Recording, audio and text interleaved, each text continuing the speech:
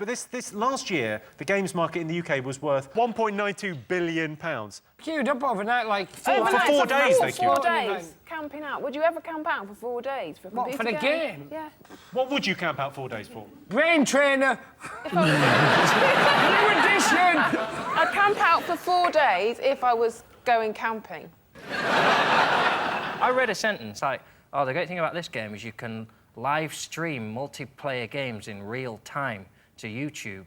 It took me longer to understand that sentence than it will for them to complete the whole game. What that basically implies is that you could watch other people playing a computer game online. People are actually going to log on and go, what are you doing? I'm watching a Peruvian kid play a Russian kid at a shooting game. I'm leaving you. Well, the funny thing, it's also got Nazi zombies in it, apparently. It's got Nazi zombies? Yeah, so, and I'm not sure where they come in and how they come in. I mean, if something's risen from the grave and is about to eat my brain, I don't really care about their ideology.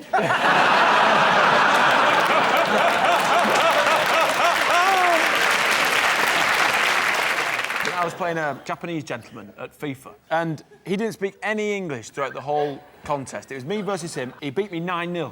9-0. And all the way through, he was talking Japanese. And at the end, when I said, well, thank you very much, I got a well and truly deserved spanking. And he just said, hey, Mr. English, fuck you!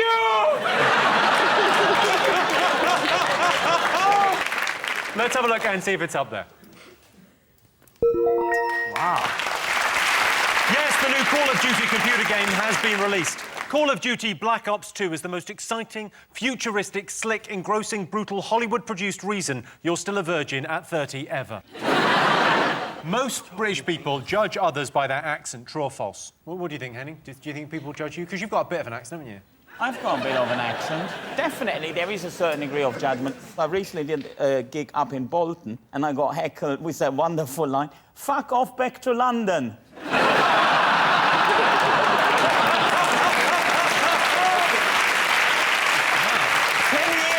10 years of listening to Chaz and Dave finally paid off. Sean, what do you think? Do you think British people judge others on their accent? Oh, well, I judge people long before they've opened their mouths. So Saves a lot of time, doesn't it? Straight in there. Yeah. But I think it's interesting because, yeah, everyone, you know, there's a sort of, what's the word? A contingency in your voice, and it moves around, and you can change certain things. But the only really way you know how someone speaks is when they sneeze. And that's the true voice. You can't put on a sneeze. I was walking down the street, and I lived in East London, and there was this old Cockney walking along in front of me, like this. And then he was building up to a sneeze, and he actually went, hey. And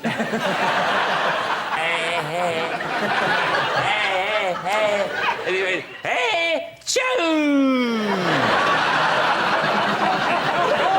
I thought, that's a Cockney sneeze. You couldn't put that on. No, you couldn't. That's a natural noise. My wife does a terrible thing. She doesn't give you any warning. She just goes, choo! Well, there's Nothing, no warning. Just sitting there, choo! Oh, shit! They've been shot. Johnny, do you think anyone ever judges you by your accent? Yeah, of course you do. It's not your accent, Johnny. It's the you talk.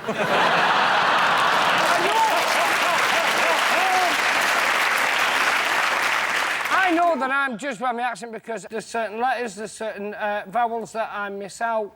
There's whole words you miss. You know, like, sorry, Jimmy, when I run over you later.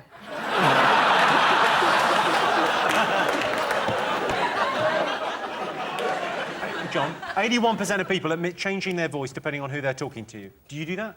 You change your accent? No, James. I acquire accents quite quickly. And if I do gigs, if I go to a town, I instantly start thinking in the voice of where I am. Does that not sound like you're taking the piss, though? Exactly. If I've been doing gigs in Newcastle and you sort of go to a club after and you go, oh, cheers, mate, and you say, oh, fuck. You get the shit kicked out of me. I'm no good at accents, but I can do them if I've got key phrases. So if I'm trying to do Scouse, if I'm trying to do a Liverpool accent, I have to say, I want some chicken and a can of Coke. Hey, that's not bad, though. Before I can start. And I can do Belfast, but only if I say, Ginger and Community. All right, so what do you think? Let's get some odds on this. Most Brits judge people by their accent, true or false? What do you think, Sean? True. You're going to go true? What are you going to say, John? True. I can tell you the answer is false. Only 25% of Brits say they judge people by their accents. Rubbish. Over generations, our accents become hardwired into our brains. For example, Chinese people find it difficult to pronounce R's, Germans struggle with W's, and girls from Essex find it almost impossible to say no. What do you prefer, home cooking or fancy restaurants? It's got to be home cooking. It's got to be home It's got to be cooking. home cooking. Otherwise, I'm out of a job. How many of the recipes that you've cooked on telly do you think people have done at home? What are you saying? I watch your shows, but I don't bake muffins. That's all I'm saying. I've done one of Hello. those. No, look. I'm leaping in here. Lots of people cook. He cooks my recipes. I cook my recipes. Yeah. I've made recipes. What does that And say? they're lovely. I mean, the thing is, I don't think it's about fancy restaurants anymore, is it? People don't really like fancy restaurants. They want some, like, nice home cooking or just like a steakhouse or something. OK, well, John, how do you cook at home? How do you prepare a meal? Oh, you spend your afternoon with a little bottle of wine doing your prep, don't you? You get it all in your little bowls and your jars. Do you really? You spend the whole day cooking it? Absolutely. And don't have people around either, they'll ruin it. Pesto. I make the best pesto going. I should have it in jars in restaurants. No, he was very proud. He told me about his pesto he cooked, and he's very proud of his pesto. Give a man a fish, he'll eat for a day. Teach a man to make pesto, he'll end up with a massive company. Some people call a fancied restaurant the difference. For some people, like, you know, who eat at KFC, going to Nando's is like, ooh. Nando's is basically KFC for people who can use a knife and fork, isn't it? Worst thing about guests staying overnight? The other thing is when you stay at someone's house and they don't tell you straight away what the weird things about their house are. Just say, you cannot flush the toilet unless you stand on that floorboard and sing Oklahoma. Because otherwise you're in there at 3 o'clock in the morning still trying, and you know they can hear you. They heard you the first time when it didn't quite flush. They didn't come out, they just left you in there all night pulling the thing, and I had to wait a little bit longer, but now it's empty again. I've got to stand in here for 20 more frigging minutes trying to flush this piss away when I had an half-an-hour debate whether it was ruder to leave the piss in but not wake them up with a flush, and now I've pulled the flush. You asked the fucking question.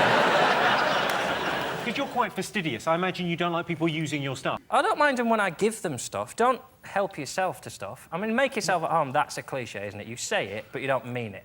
Like, if you say make yourself at home and someone starts making themselves a cup of tea, you think, well, what are you doing?